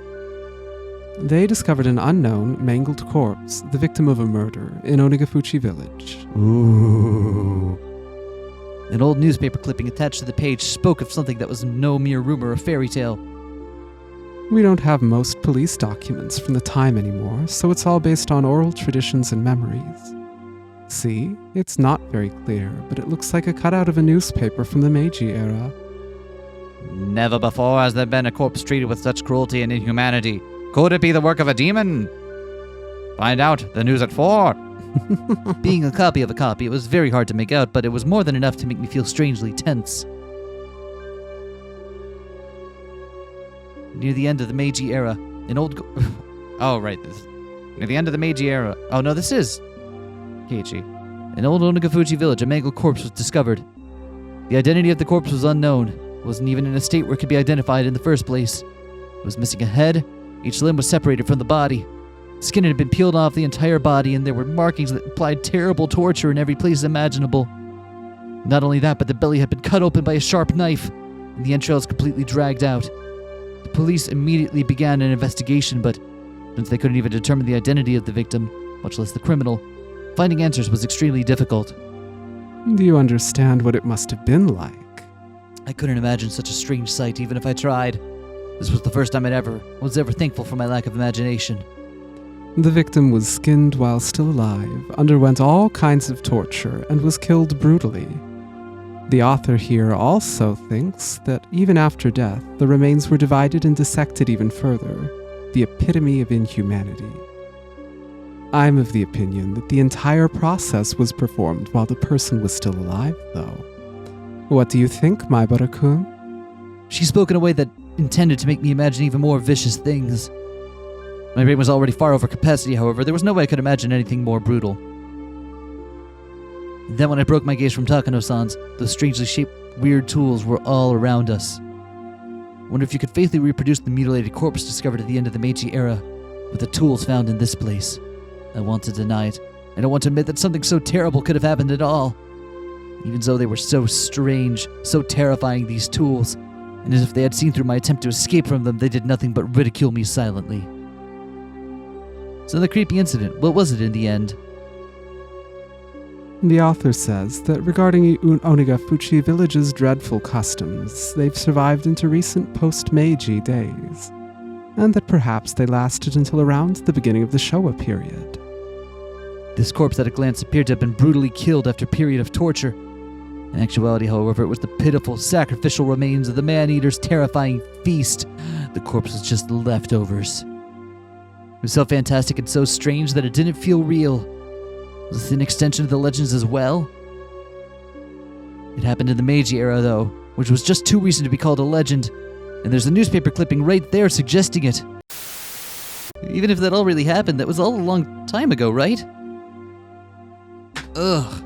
Ah! My gauntlet! No! My epic gaming visual novel device.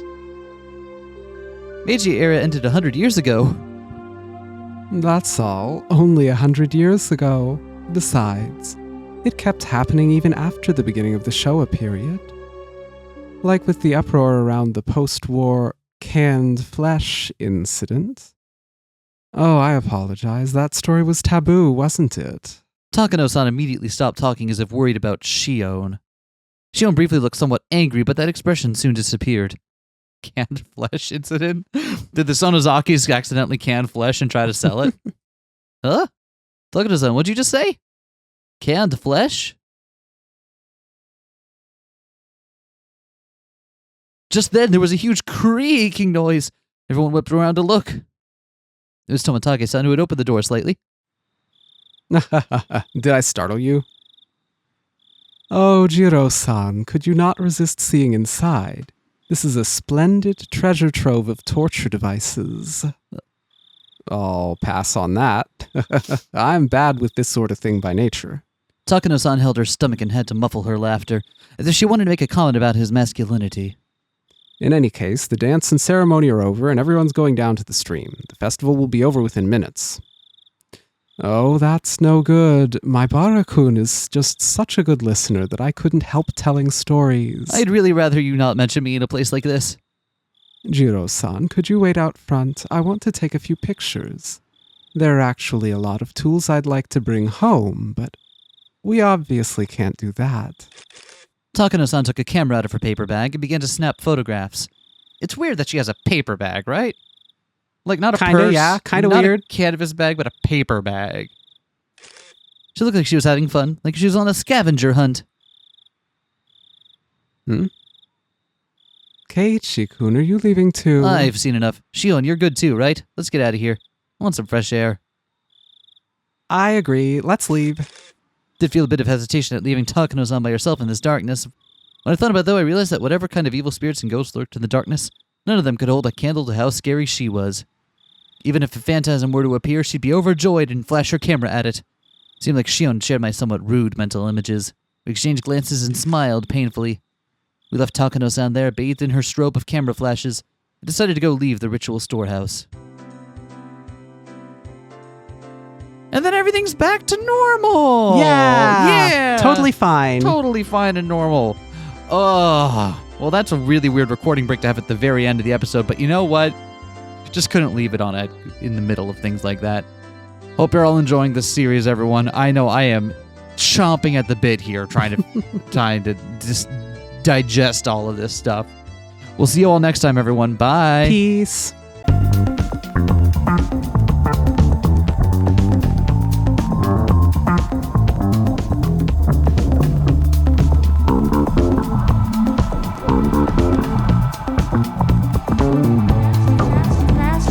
Smash that like, comment and subscribe.